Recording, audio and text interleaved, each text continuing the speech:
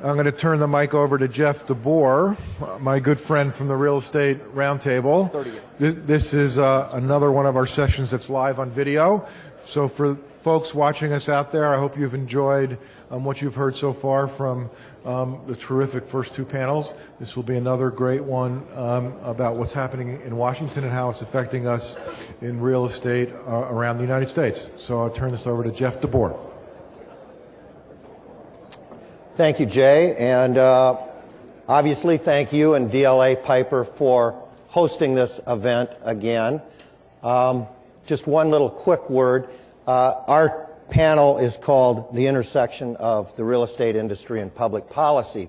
And I was speaking with someone outside just a little bit ago, and it really is important for people that do the kind of work that I do in Washington and my staff to understand what's going on in the real estate world on a current basis. It's a very dynamic industry. It's a very dynamic economy. In Washington, we have a lot of turnover, some good and some bad, but a lot of new members of Congress. And so understanding what's really important to the industry is very critical to how I do my job and the effectiveness that we are. I am, as Jay mentioned, the president and CEO of the Real Estate Roundtable. We're headquartered in Washington. I have distributed a little bit of literature for you that has some background on all of our issues. I have the honor today of moderating and participating in this panel discussion. As I said, the intersection of policy and politics. You know, one quick little vignette, if you will. Yogi Berra and Whitey Ford driving across. They leave New York City and they're driving in their car, and Whitey Ford is driving, and he looks at Yogi and says, "Yogi, you know, I think we're lost." And Yogi looks at his watch and says, "Well, that's okay, we're making good time." And in many respects, that's sort of, I think, how some people view Washington. You know, we're making good time. We may be lost. We don't know where we're going, but let me assure you there's a lot of important issues that are being discussed on a daily basis that affect owning and developing and transferring real estate and what we're all about here. I've got a great panel. We have a great panel with us today. John Cushman, Tim Callahan, and Henry Cisneros. They're all three very well known, but let me just give you some highlights of their background. Henry Cisneros is perhaps best known as the former Secretary of the Department of Housing and Urban Development. He is currently the Executive Chairman of City View Companies, which is a company that works with urban home builders to create homes priced within the range of average Americans, something that's very important to our economy. He co-chairs the Bipartisan Policy Center's Housing Committee.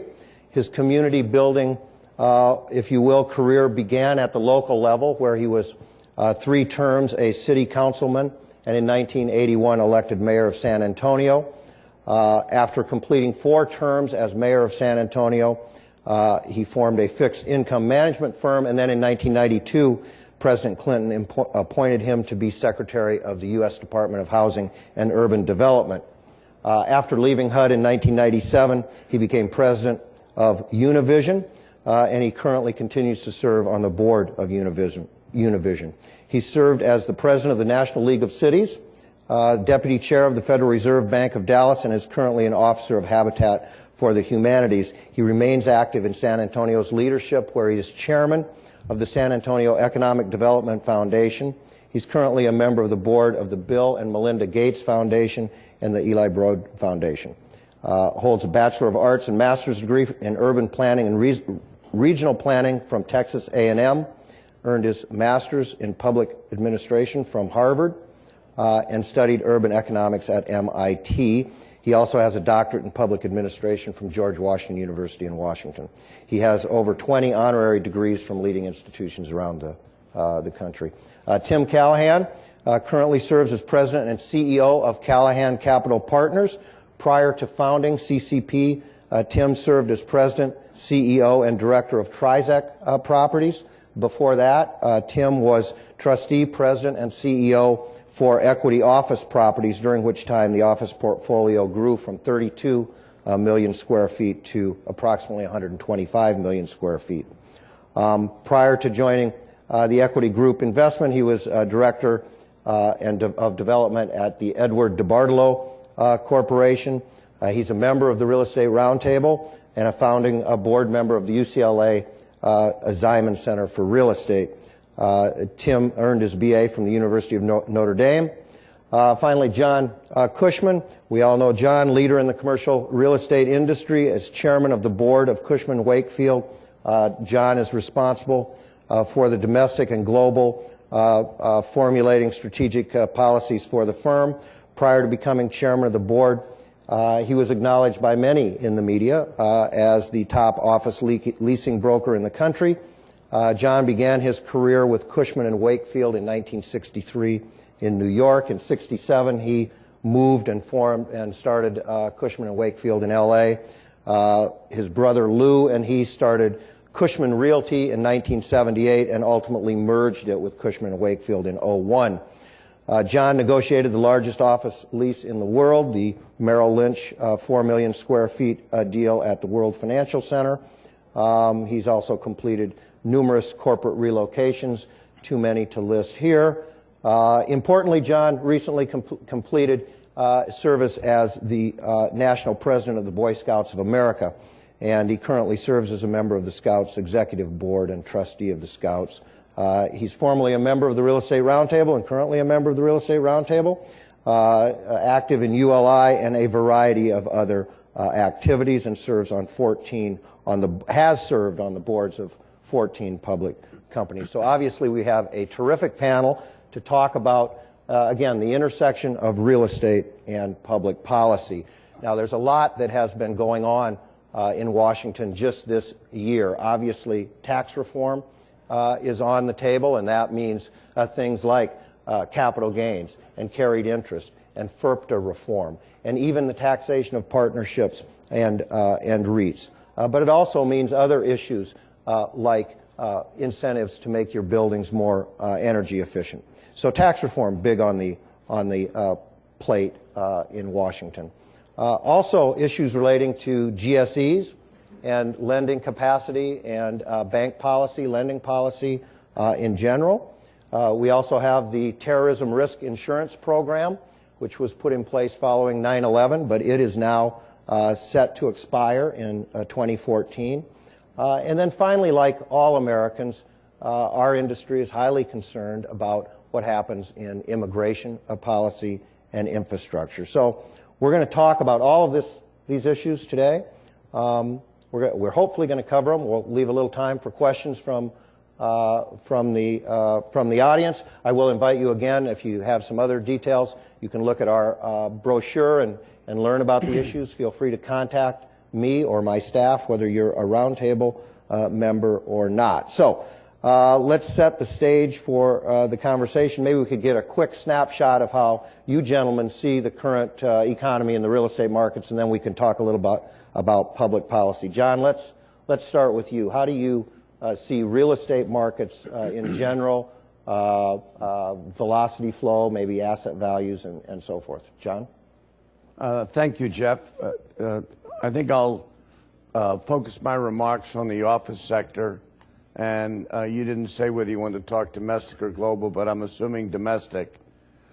So in the U.S., I take the position that the lack of clarity, the lack of certainty coming out of the Congress, and by that I mean the Senate, the House, Republicans and Democrats, and the administration, as it relates to health care policy, tax policy, energy policy, and the regulatory environment, is causing a lot of people to postpone decisions that they otherwise would make if they saw a much clearer picture on the horizon.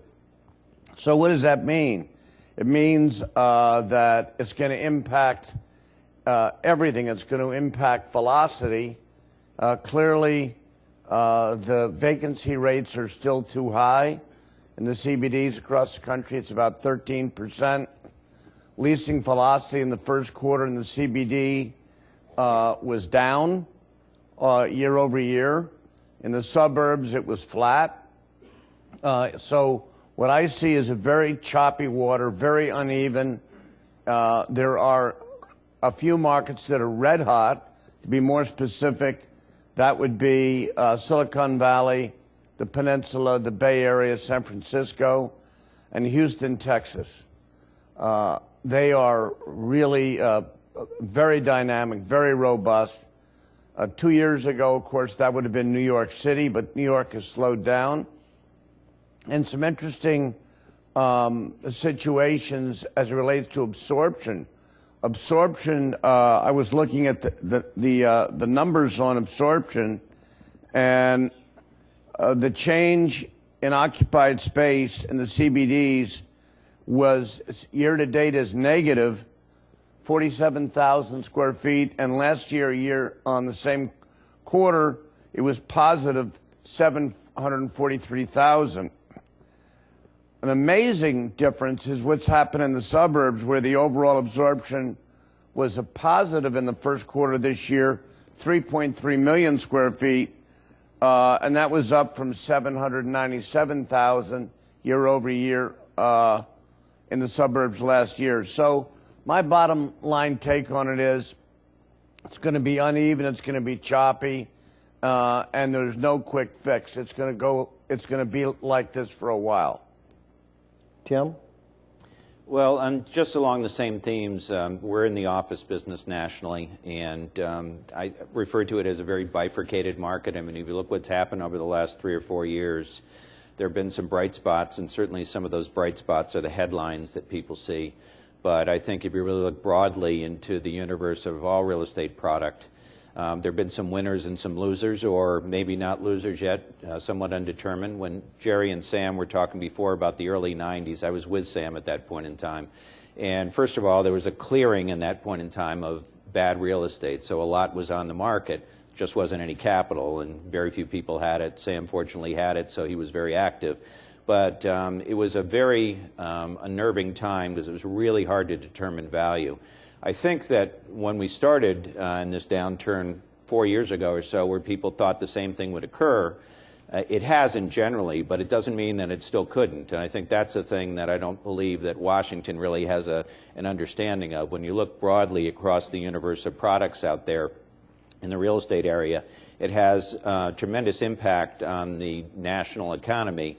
And most people are happy that it's not going backwards, but I think that is at this point in time still undetermined as to whether it could at some point in time. The values have been created more by the ability to finance certain things, primarily CBD. So the bifurcation of CBD versus suburban on the financing side is very broad. I think you look at tech and energy driving most markets. Those markets have done well. If you don't have that, then you really have some difficulty in generating economic activity in many of these markets. But everybody is riding off the availability of financing on sort of the major projects out there that has brought some values back to 2007 values. But if you go beyond the sort of that top layer, I think that we have a very fragile economy. It hasn't been sorted out. It hasn't been pushed out in the marketplace, but that day is coming, and we'll talk about that a little more, especially with regards to the CMBS market. So I still think that there's still pain out there and more pain to come. And I think that as long as we have the uncertainty that John referenced in the economy, I think you still have a tendency, as Sam and Jerry again talked about, the ability for people to take risk reasonably is still difficult. And for us to get out of this economy where it is now, we need to see growth, we need to see certainty, we need to see jobs created. And as much as people focus on cap rates, those of us who are buying properties are really focused on growth rates, because it won't be the cap rate today with the spread on what you can borrow at. It'll be whether your growth rate ever gets to the point that you have to underwrite to achieve some of the pricing that's currently in the market. If you go beyond that in terms of the troubled situations, I think it's even more difficult to see where growth comes from, and that has some impact, obviously, on everything from values to taxes to a variety of things that, again, could pull the economy back while that sort-out continues. Yeah, Tim, one thing that you mentioned early on there was, Washington needs to understand the value of strong real estate markets and to communities and so forth. And it really is something that we've tried to do, and something that we try and paint all of our issues within the whole mosaic of why strong real estate markets, why healthy real estate values are good for communities in terms of their local tax bases, in terms of retirement policy, all kinds of things to try and make people understand that this is not an industry that is just, you know, sure, people want to make money in this industry, obviously, or we wouldn't be in this industry, but there's a strong connection, a stronger connection more so than some other industries to the overall health of the economy, and it's something that we try to underscore, and as we talk about all our issues, we do. Mr. Secretary, since I'm from Washington, my world is Washington. I have to call you Mr. Secretary. I know you don't. You'd prefer Henry, but given your what you've just heard and your current work and past work at HUD, what do you see in the housing markets and in cities in terms of trends maybe on housing in the current state?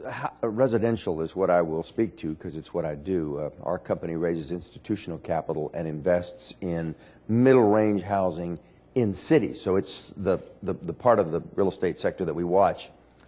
For the last several years, the conventional wisdom has been the place to be was apartments because people were coming out of home ownership to apartments.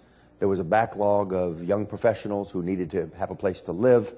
Empty nesters coming back into the cities as the baby boomers retire. A whole series of dynamics which argued in favor of apartments, and that certainly has been true. You can see numbers that show that apartments may well have been the best property sector of all over a decade or even longer, and certainly has been true over the last several years. I think it will continue to be true for the next 3 or 4 years. Not enough supply was built, even recognizing that it was so badly needed because of construction conditions and so forth. So as the pent-up demand moves people to need housing, coming out of living with their parents and so forth, and as the cities grow, particular cities, apartments will continue to be very strong. Prices are up, occupancy rates are up, all the right business indicators are positive, and you can particularly see this, as John said, in the Bay Area, in Los Angeles, in Washington, D.C., in New York, and Dallas and Fort Worth. Denver is strong in apartments. Phoenix is strong in apartments. So that's a sense of apartments. Now, the really good news is that home ownership is back. The for sale housing sector, whether it's single-family detached or townhomes or other condos, approaches to home ownership. And as confidence gains, as the job market comes back, we see house prices rising, which means the existing homes are up in numbers, and builders are coming back to the market. Real damage was done to the infrastructure of building during the recession. People went out of business. All kinds of firms, contractors, subcontractors, and it will take a while before they're robustly back. To your earlier point about the connection between the economy and real estate, nowhere is that clearer than in housing. We have not had a robust American recovery since the end of World War II from the various business cycles we've had that didn't include the housing sector. This one did not. It was the so-called jobless recovery as a result. Now we have this happy convergence of a growing economy, albeit growing slowly, and the housing sector coming back, contributing to that growth. So on the whole, I would say it's a positive development. We all know the fragility of this recovery could be impacted by circumstances in Europe, by the security environment, by any number of things. But on the whole, for the next several years, I would say the housing sector looks the best it's looked in 8 years. As a former member of the cabinet, do you see these current trends being strongly influenced by policy in Washington in terms of perhaps on Fannie and Freddie now making money, and what's that mean for GSE reform or in the home ownership world? Sure. In terms of... It's hard to imagine a sector of the American economy that is more impacted by governmental policy than real estate and housing. Interest rates, fiscal policy, specific policies on lending, the QM and QRM is the debate of the moment with respect to credit and lending standards, And of course, the big issue, which I'll be happy to speak to later because it's the biggest thing that I think that hangs over the housing sector and its future, is the resolution of the GSEs. What is the replacement for Fannie and Freddie, and when will it happen? This is a massive transformation of the American housing finance system that has to occur, and it has to be done very carefully in order to maintain the stability of the sector. Well, let's get to that in a minute. John, you and Tim were both at the roundtable meeting that we had in Washington about 10 days ago. And one of our guests was Chairman of the Federal Reserve Board, Ben Bernanke, who came and spent, I guess he was there about 85, 90 minutes with us, much of which was responding to comments from roundtable members about markets and how, you know, people in the industry see. What's your takeaway from what Bernanke, the chairman, said to us and how he reacted to what roundtable members said to him? John, you? First of all, I was very impressed that he wanted to spend as much time as he did with us. He was open. He ducked no questions. He had a focused theme that inflation was not an issue. He didn't see it as an issue in the near term. As relates to interest rates, he saw the environment such that they would remain low certainly for the foreseeable future. He talked about transparency, and the Real Estate Roundtable has so many different segments of people who have very different perspectives on what it is that he's doing. And all in all, I thought he was very positive, very reassuring. I guess I would ask the question, does he want to serve another term, or will he be asked to serve another term? And I think that's fairly uncertain. I don't know whether you agree with that, Tim? Yeah, no, I'd agree with those comments, John. I think that, you know, credit very much to Jeff and his staff because they bring us together quarterly to meet with all levels of the government and, you know, some very influential people, obviously, and the fact that the chairman, one, was willing to come and meet with us and hear everyone talk about their particular region of the country, their particular product type, I think is indicative of his understanding of how deep the economy is sort of embedded with real estate and why the importance of real estate's reemergence is a critical element to the economy starting to grow again, in particular with jobs. So it doesn't always happen, I would say, as much as we have, you know, a lot of meetings. Some are more speech-making, they are listening, but he was really listening, and I found that to be very encouraging. He did talk about the continuation of rates for the foreseeable future at a low level. I'd like to take some comfort out of that in the context of he doesn't see inflation, but I would also say he also doesn't see growth. So I think that's part of what we were just talking about before, and he's, I think, very aware of that lack of growth. No matter what happens with the unemployment rate, as you know, has been referenced a couple times today, there are a lot of people underemployed or just not even trying, and I think, you know, that whole uncertainty is, in terms of psychology, is certainly out there, and I think he's very aware of the psychology. I do think a number of people pushed him on the whole issue of that's great for now, but what happens when? I mean, Sam made reference to, I'm worried about when, you know, inflation comes back in. He said he had a plan. He wouldn't tell us what the plan was, but he clearly has a plan, and he said it won't be a sudden shock to the system if we execute the way we believe we can execute. But with that said, I go back to the element of what I referenced before. We're talking about growth rates as sort of pulling us out of this ahead of interest rates. That, I think, is the tough balance, and I think he's very aware of that. I also think he heard a couple comments from people about maybe some excesses in the lending side. I think my personal view is those are isolated incidents. Again, it goes back to if you have a big, fully leased office building in New York City or, you know, certain other cities, CBDs, then I think that that's going to attract lending to a certain degree on the basis of a lot's been taken away from the banks, and not everybody is fully in the business, but if they're going to make money, they need to be lending.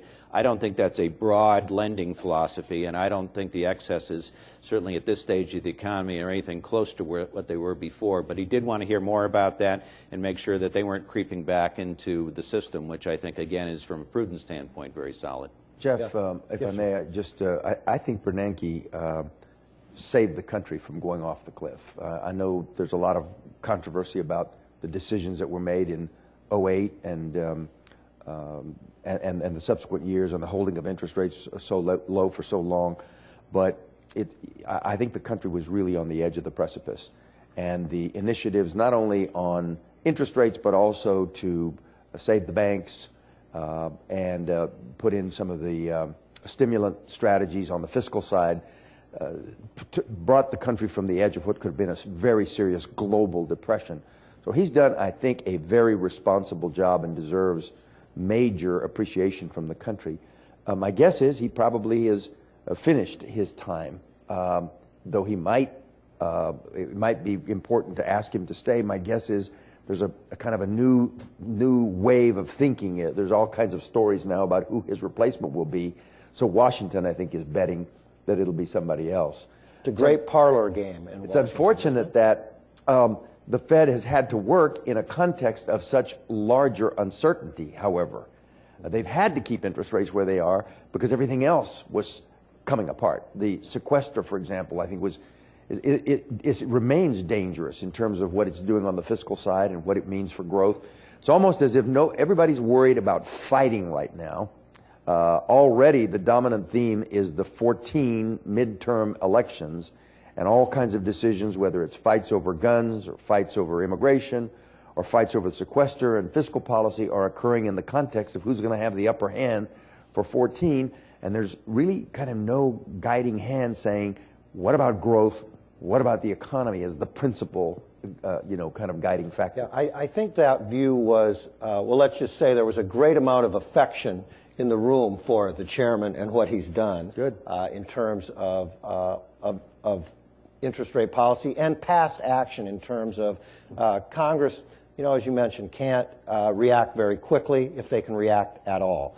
And they were able to do things that were controversial and remain controversial, the TALF program, right. A number of other things that some of us think did help get the securities secondary market restarted.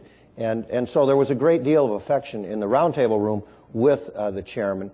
One thing that did come up that concerned, there was a fair amount of expression about asset values and perhaps valuation being driven more by financing as opposed to fundamentals. My takeaway on that was he did not seem terribly concerned or moved about that right now. He was aware of it. It was my impression, and it didn't seem to bother him too much. But Tim, how do you see? I mean, what are you concerned about this situation, and where do you see this going in terms of values being ahead of fundamentals? I guess it all depends on timing and when the interest rate subsidy is withdrawn in terms of does it time with income growth and job growth. Well, as I said, I think there are a lot of people making judgments that if I can get 5% in a real asset versus 1% in the bank or less, I'm going to make that bet. I have to put money out. I have to invest. I think the core investment was, to a certain degree, over the last couple of years, driven by the perception of risk, and I think that's fair. Our personal view is, there's a payday at some point in time where if you don't have the growth rates and you have to refinance those assets that have been very favorably financed in this environment, that your value could be diminished at the very least, if not put you in a troubled situation. But, it comes down to lack of alternatives and risk reward. So I think people have made that judgment. I think people are starting to stretch out on the risk profile a little more, going into Core Plus where there's some leasing activity. I don't think they're going broadly into secondary markets, although I keep hearing talk about that, going to secondary or tertiary markets for yield. This is a tough time in the economy to take a risk and think you're getting paid in some of those markets. And I think it goes back to a large degree, the economy has not shown real growth yet or sustainable growth. And I don't think that the lending beyond sort of those core areas is as broad as we would like it to be. So I still think we have, one, a risk in terms of the breadth of lending. And then two, if you really look at the numbers on CMBS, we have an amazing gap of refinancing that has been pushed out year in year after. If you look at some of the tables that they show in terms of refinance, you go back 3 years and there's some peaks about now. Some of those peaks have just been pushed out. They haven't been solved. And although the CMBS market is starting to come back, it's not coming back in the volumes that were put out in 6, 7, and 8. And so as a result of that, we still have a very fragile environment, I think, in the combination of potential for interest rates to rise and potential for there not to be enough capital to solve some of the problems. Yeah, it's interesting. The first panel this morning both Sam and Jerry were talking about, sort of making the case to Washington and so forth. And I think at least in the situation involving Chairman Bernanke, boy, he heard a lot of current, real information, whether it was about concerns about underwriting and proceeds in the lending world, or concerns about valuation and so forth. So he got some real-time information. You mentioned the CMBS market, and I want to call on a couple guys in the audience about that. But John, you wanted to add? Yeah, I wanted to make just an observation on what Tim just said. If you look at the investment sales market across America, the focus is on the gateway cities. I mean, it's Boston, New York, Washington, Chicago, San Francisco, and LA, and they accounted last year in 2012 for 46% of all of the investment activity. Tim made the comment about secondary markets. I know he's not looking there, but I looked up some statistics because I was interested to see what kind of volume really was occurring in the secondary markets. You're going to be surprised. I looked this up, and a lot of this is being driven by tech. But take tech out of it. The facts are, year over year, Seattle was up. That's a secondary market, 127%. Austin was up 100%. Dallas was up 21%. Houston was up 26%. San Jose was up 75%. And Denver was up 30%. Mm-hmm. So most people follow the primary markets on the two coasts. Mm-hmm. But as people look for yield, they're going to take more risk, which is Tim's point. But the secondary markets do have quite a bit of activity as we speak. Since we're in Denver, we refer to Denver as a primary market, John. I'd like to just underscore that, because I think that it's amazing the degree to which the American economy has evolved to these kind of bi-coastal gateway places that we all know, and Chicago, and then kind of the Texas Triangle, which I think is next. Dallas, Houston, and San Antonio, Austin, thinking about that as a metro region, which it's getting very powerful. Houston is amazing. It's no longer just the energy capital of the United States; it's the energy capital of the world, and it's a booming place in every respect. But beyond that, this is a big country, and our economy has fundamentally changed. Cities that were once had 30% of their jobs in manufacturing, we lost those in the 60s and 70s and called it an urban crisis. It really wasn't so much an urban crisis as it was an American industrial transformation. And now we are new media, business and professional services, international trade, medical centers, higher education, hospitality, and all of those are happening in the cities. There's enough there in the way this American economy has transformed that we see places like Indianapolis, a state capital, Columbus, a state capital and a university city, Nashville, very diverse economic base, in addition to the ones that John mentioned, Denver, the Texas Triangle, and so forth. So I think there's happy hunting in real estate in a lot of places beyond the coastal gateways. Well, terrific. And a lot of that depends on, Tim, you referenced the CMBS market and lending capacity in general. We've got the Dodd-Frank bill that was originally designed to address the too big to fail issue. A lot of people in Washington say it turned out to be too big to read, but it did spawn a tremendous number of regulatory actions, many of which are still pending, haven't been resolved. And on top of that, we've got the Basel III capital standards. I see Joe Forte is in the audience, and Joe, you've worked with us a lot, and a lawyer here at DLA Piper. And Joe, do you want to comment a little bit about CMBS? I think it'd be interesting to the group to get your perspective on how these regulations may be headwinds or tailwinds for the CMBS market going forward. I think it repeats what was said earlier this morning about uncertainty. The people in the market are still uncertain what the rules are. If you take it domestically first with Dodd-Frank and risk retention. While Dodd-Frank adopts and recommends for other parts of the securitization market some of the structures that are used in the CMBS market, primarily the use of the junior buyer, the B-piece buyer, being the person who can hold the risk. The problem there is that the people that are interested in that market and have been in that market before are interested in being able to finance the acquisition or even to sell it at some point. So they've endorsed the structure, but they're putting limitations on it that will cut back on the appetite of some people.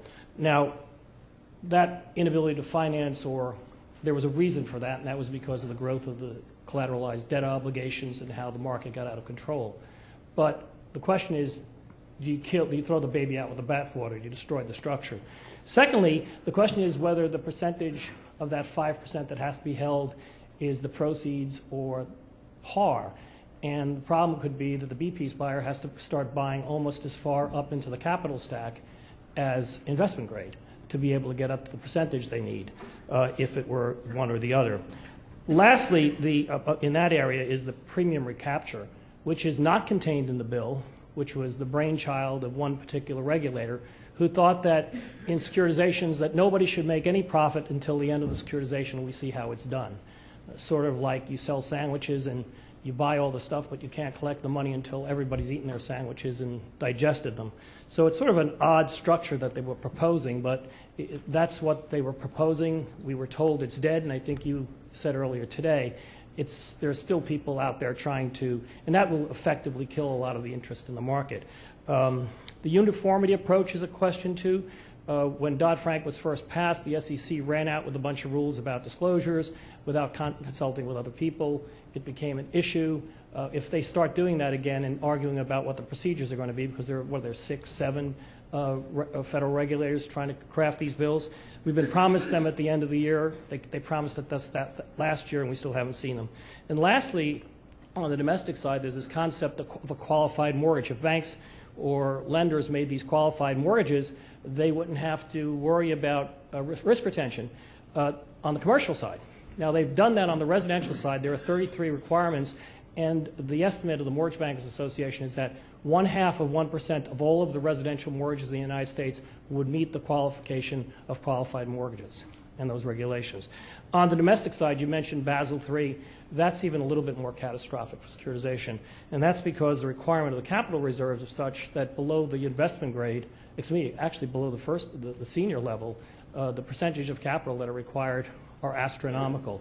They just came out in February and they quadrupled them or something like that. So what you have is a very unsettling feeling about where the foreign or the international ports. But these are all going to have, I think, unintended consequences. If you look at what's going on in the market, eventually what might happen is the CMBS players move from being the regulated and supervised entities like the banks and the insurance companies to being the shadow banking system, the people that aren't regulated. So the unintended consequence of putting all these regulations on is winding up with a market where people aren't regulated. And that's, I think, the risk. Where is what are you expecting CMBS issuance to be this year?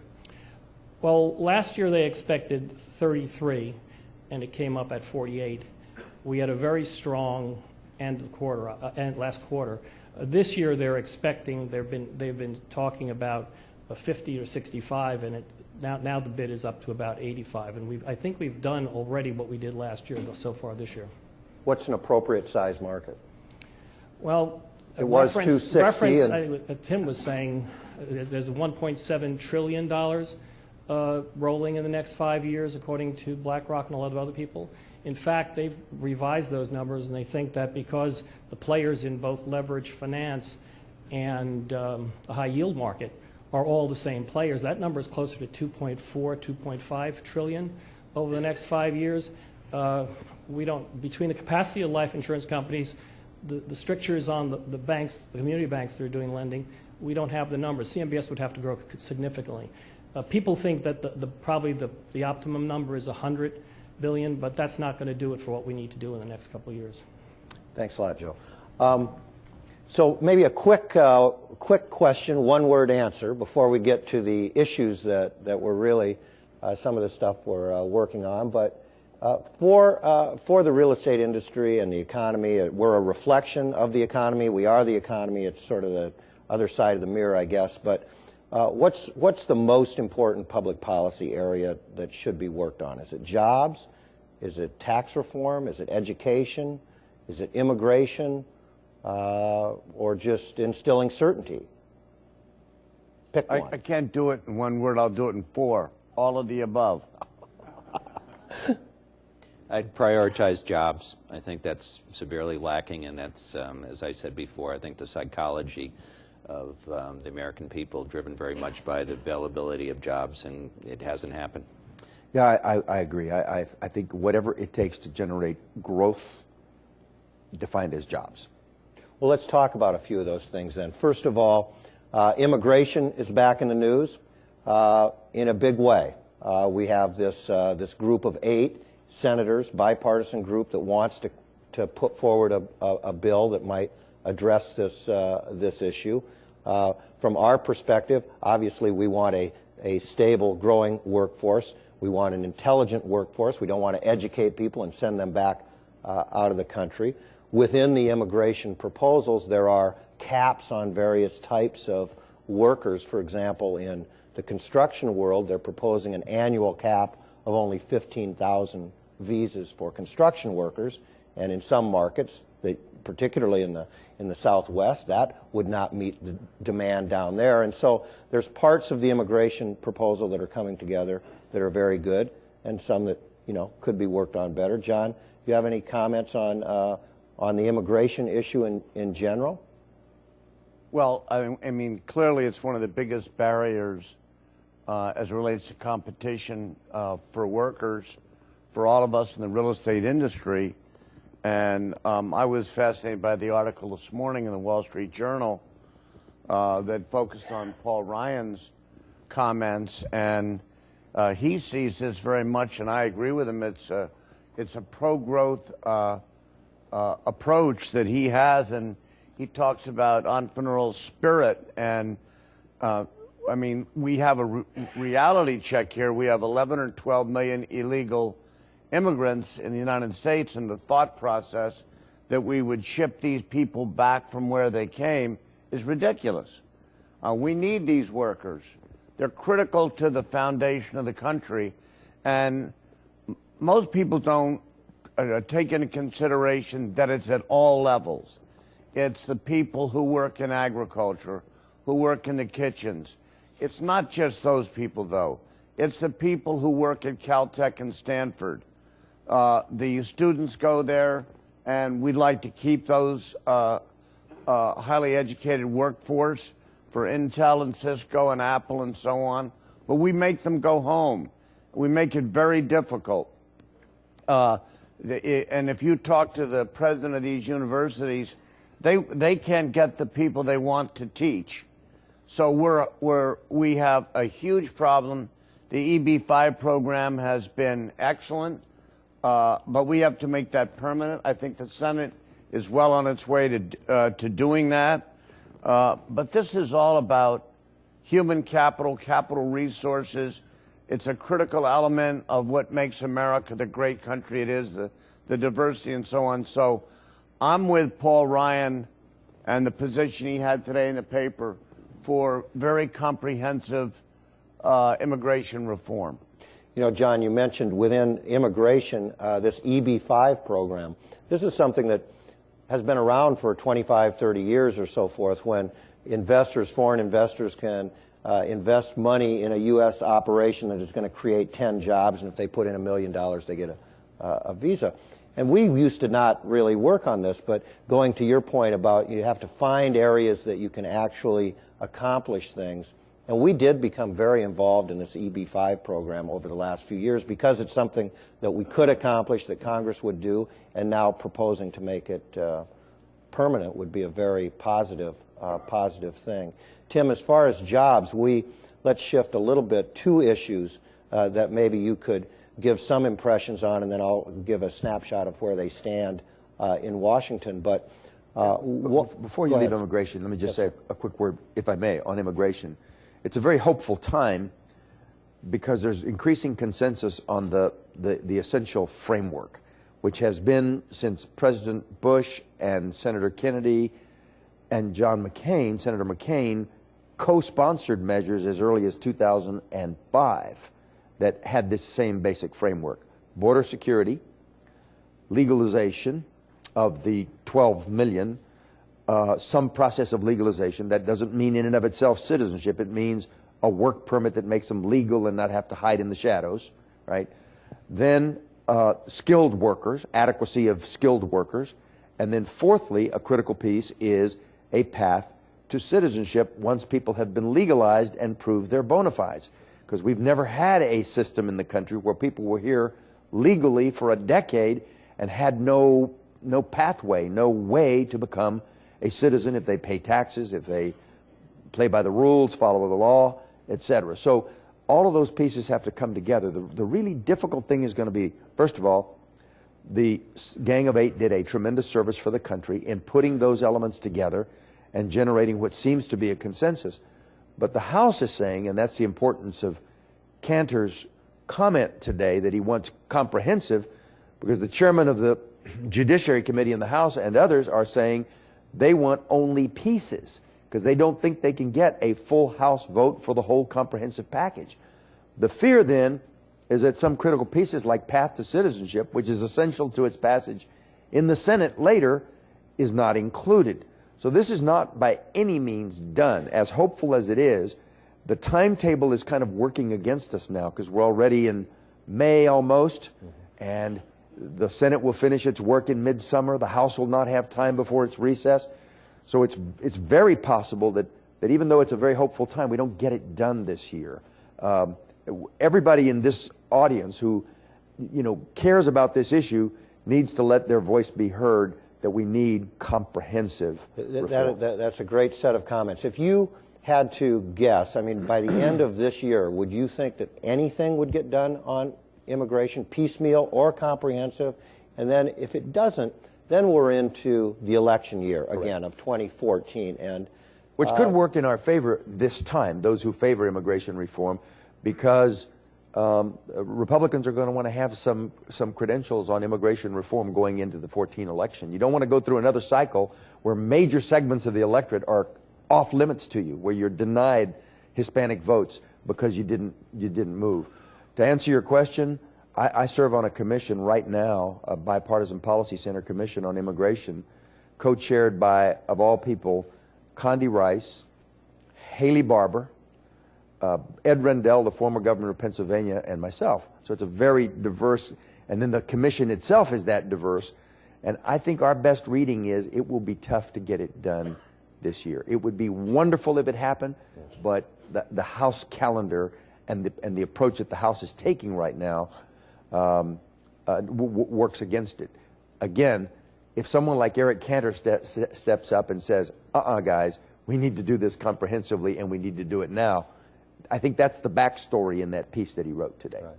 Interesting. Well, let's shift to a couple of other topics. One, going to Joe Forte's comments and earlier about all of the mortgages that are coming up for renewal or refinancing or extension or what have you, and the need for equity in that area. We've worked a lot on reforming the Foreign Investment in Real Property Tax Act, FIRPTA. And Tim, maybe you could give just a little snapshot about how you see this FIRPTA issue in terms of importance to your business. And we've had some developments on FIRPTA recently that people should be brought up to speed on. And then maybe we'll also talk about the Terrorism Risk Insurance Program, TRIA, FIRPTA and TRIA. They're sort of interesting words. But go ahead on the foreign capital issue. Well, I think with regards to foreign capital, it goes back to sort of the concerns about capital formation that still exist. We have this amazing gap, and you can debate what it is. People will say $50 billion just in terms of getting through all the issues associated with properties now currently financed and having to go through a refinancing, maybe delayed once already, but reaching the point where there has to be enough capital to address all these issues, or there will be more loss of value, dislocation in the marketplace. And unfortunately, and Jeff and I have had this debate for years, because I think foreign capital has been investing globally in the United States, other places, and places investing here in companies, et cetera. For some reason, going back to like 1980, I think that real estate is looked at differently. And I think it falls a little in the category of, they look at big buildings, they say, okay, we have to tax somebody, let's go for those people because they own the big buildings. But the fact is, most of the people impacted, don't own big buildings. I live 25 miles north of here. Look at the retail in Highland Park, and you see how much it's suffered in recent years. Part of that is financing, part of it is the economy, but what brings in new capital into things that aren't 40-story buildings in downtown Chicago or New York? So I think that there is certainly a lot of global capital assembling. It's looking a lot at the United States for all the positive elements in terms of risk-reward in the United States. But for years, going back to 1980, off a law that was really to prevent foreign investment in farmland, and somehow this is my conversation with Jeff, that we can't educate people as to, it was put in place for a totally different reason. It's now sort of ingrained without knowledge as to why it was put in place, and there's this perception, because of scoring in Washington, I guess, that there's actually revenue generated off this. And I would say the revenue generated is off valuation. The decreases in terms of not letting capital come in or impeding capital coming in, I think, especially at this time in the economy, could have very negative consequences. But it's very hard to get Washington to focus on the consequence of not having capital and the diminishment of capital from domestic sources. This is a way to really generate a lot of activity and jobs in the marketplace, but if you make it so burdensome in terms of the tax as well as the administrative issues associated with investing, you're really going to discourage some of that capital from going here, and it's a little bit like jobs. They'll go somewhere, and why wouldn't we want it into the United States? So we have worked very hard, I think, and Jeff and his team have done a great job, but we still have some biases associated with really simple things. We had a dinner the other night in Washington, talked to a congressman about this, and he said, well, how do I go back and tell people in my town, in my district, that we're letting, pick a, Middle Eastern money invest in, a piece of land on the outskirts here or in an office building? And the answer is, well, somebody needs to invest in that. And, you get references to Rock Center and the Japanese, years ago, and, we tried to say, well, they ended up leaving a lot of money here. That was actually a good thing for us. So, let's not get caught in this bias associated with that capital coming in. And we are in a global environment. Real estate is as global as any business, but it's treated differently, and we think we have to change that mindset. Jeff and his team have done a good job of educating people. We have to get into a broader element of education, and somewhat to Henry's point, I really get the sense that there's an opportunity now before we get to the next group of negative ads, and I'm hoping that this is a time we can make progress by making it obvious to everyone who represents us in our various districts that this is very positive to job generation and to capital formation in the United States. Yeah, it's sort of like Yogi and Whitey. We're making good time, but we're still lost in this FERPTA issue, because more and more policymakers do understand that we have a tremendous barrier, and it's called the Foreign Investment in Real Property Tax Act, to global capital coming into the United States. And more members of Congress understand this. And it's a drip by drip type process. But we started this reform effort a few years ago to sort of chip away at things and do what we thought we could do, and maybe bring in a little more capital into the publicly traded REIT markets, and maybe deal with liquidating distributions from domestically controlled REITs, where only for distributions back to foreign investors, those are subject to capital gain tax, when it's usually not in any other investor. So we tried these things, and we pushed them, and we had tremendous bipartisan support and a lot of meetings with Secretary Geithner and White House officials, leading up to, culminating in a couple of weeks ago, the President announcing at the Port of Miami, in a conversation about infrastructure, which we all want to improve the United States infrastructure, but he looked, and it came out of a meeting that we had, frankly, with White House officials, talking about how if you modified and reformed FERPTA, you could bring in more capital investment, not only to help re-equitize real estate that needs it, but to help finance infrastructure improvements. So the President has now gotten out in front, and it's in his budget that he submitted. Not that the budget will necessarily be approved, but it's very important that the president has now said FERPTA is a problem and it needs to be reformed. Now, instead of taking the approach that we took in terms of taking the portfolio from 5 to 10% for publicly traded REITs, or dealing with liquidating distributions, and frankly, Tim, in response a little bit to the concern that you mentioned from the member of Congress, how do you justify, you know, a foreign investor being taxed more favorably than a U.S. investor? So the president has now said, let's address all of that. And he's saying for foreign pension plans, tax-exempt pension plans that come into the United States, in any kind, apparently, in any kind of equity structure, real estate structure, not just a domestically controlled REIT, but through partnerships or direct ownership, let's treat foreign pension plans the same as domestic pension plans that are tax exempt. So this is a significant step forward. And again, you know, we sort of go at it, you know, step by step and see where this all ends. But it is a very, very positive thing that after years of working with the House and the Senate, now the administration says something has to be done here. So we'll continue to work on that in tax reform. On TRIA, Tim, sticking with that for just 1 second, sticking with you for a second, TRIA, the Terrorism Risk Insurance Program. Now here's a program that following 9/11, we saw the reinsurance world, which provides reinsurance to the direct insurers, and the direct insurers provide insurance cover for everybody else. The reinsurance world said, we're not going to provide reinsurance on terror cover. And the reason they said that is we, the reinsurance industry, can't effectively model terrorism. We don't know when it's going to happen. It's not like a hurricane season. We don't know when terrorism is going to strike. We don't know how it's going to strike. We don't know exactly how it could work, so we're not going to provide reinsurance to the direct insurers. The direct insurers, after 9/11, then said to building owners, we can't provide you the cover that your lenders demand in order to get financing. So we saw a pretty significant shutdown of construction and development and really transactional activity in 01 and 02 until we were able to get this program in place. It's now set to expire in 2014, and some of us think this is a big looming problem. Tim, what's your take? Well, unfortunately, and pardon my cynicism, but the focus of Washington for any length of time is certainly limited and very much driven by... let me stop you. It's that of a teenage boy. It will only act at the last second and only do the bare minimum. Go ahead. Having 3 girls, I don't want to hear any more.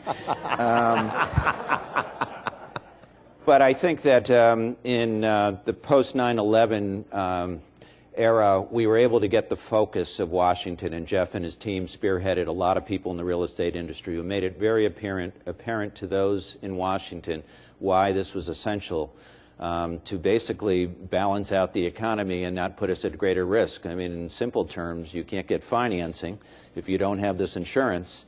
And I think they saw it as a benefit to, you know, certain elements of the real estate business. Back to, you own a big building, why do you need our help?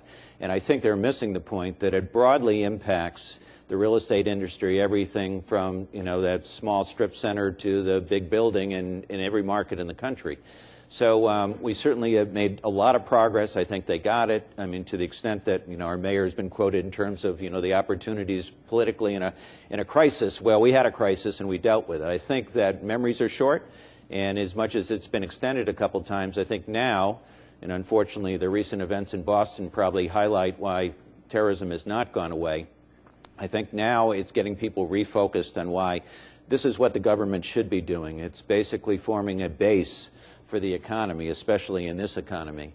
And I think that unfortunately it gets wrapped up in numbers and budgets and scoring, as opposed to fundamentally this is good for the American economy and it needs to be provided. And you cannot anticipate that, as Jeff said, that the insurance companies are going to be able to step up and model this, because they can do a lot of things with various actuarial tables and predictions, but this is one thing that's totally unpredictable and gets into the realm of catastrophic.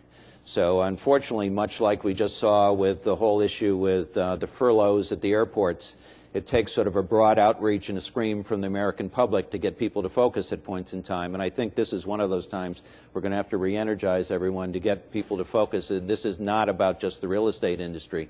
It's much broader. It's about the economy, and the economies in all our local communities across the United States. Tim, really, really well said. And it's the debate in Washington, and this is going to be a very heavy lift to extend this program. You have a question? Yes. Oh, you're giving me the 5-minute sign. Okay.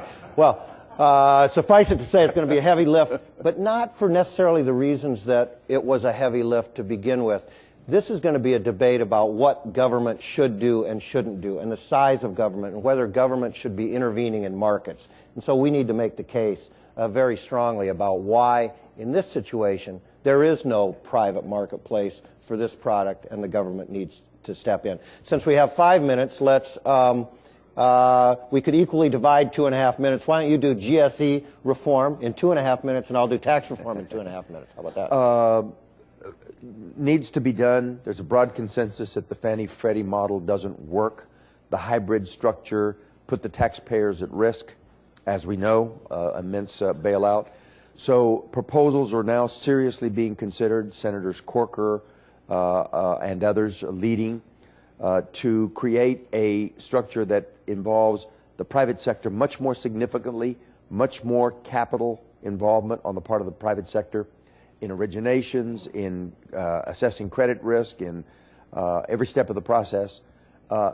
And then a final step, kind of related to your last point about insurance and the government's role, is a final backstop in which the government, through an insurance mechanism, provides catastrophic risk. The market can't function without that, and that is an appropriate role for government if it is explicit and if it is paid for.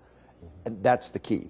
So most of the models that are now being discussed, that if the log jam is beginning to break in terms of years and years of sort of waiting for an answer, and there's a broad consensus, left and right, Democrats and conservatives, I think emerging, that that's essentially the right structure, and we need to move in that direction. It'll be a long time. It's a 5 to 10 year transition, but it effectively is the end of Fannie Freddie as we know them, and a new system of housing finance that continues to have a governmental role in the way that I've described, in order to have 30-year mortgages and government involvement in times of difficulty. Terrific. On tax reform, another yogiism. It's difficult to make a prediction, particularly about the future, but we do know that in tax reform, something eventually is going to happen here.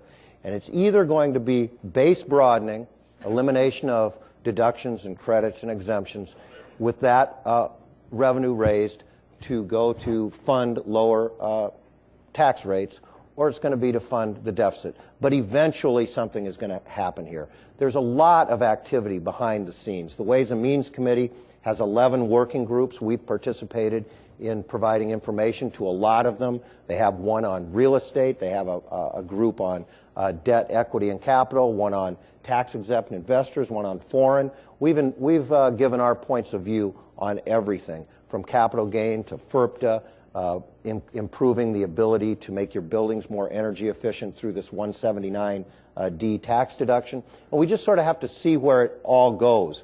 But I will say that one thing that continually comes up as we discuss this, and something that Sam mentioned this morning, and that is this incentive for risk-taking. And there is, I believe, in conversations, a real question in the minds of members of Congress about whether the tax code should be incentivizing risk-taking.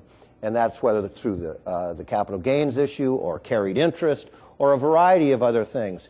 And so I think that as tax reform moves forward, you know, our industry needs to continue to make the point, the broad point, about why we need economic activity and why we need risk-taking. And then we get into these sub-issues of what should the capital gain rate be? Why should a promote or carried interest be allowed in the case of real estate? What about 1031s? What about pension investments in real estate? All of these things will come forward. It's not going to happen anytime soon, I don't think. But whatever is done this year in 2013 will then have standing, you know, and the ball will get picked up in 2014 or 2015 or whenever it is. So we've got to be involved and at the table. I sense we're out of time.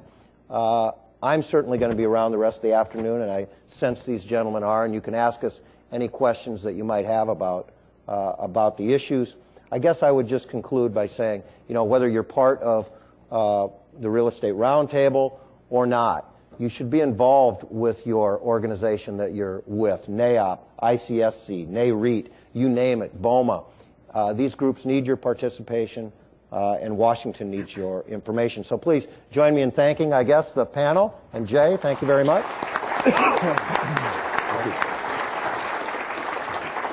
Jeff, I think that was the perfect bookend to Jerry's comment this morning that you can't sit back. You got to lean in and work hard here. So thanks to this terrific group. Secretary Cisneros, really appreciate you coming all the way from Texas. And did you tell Tim about our pinch hitter here, how Tim really jumped here just last week? So we really appreciate it. Thank you.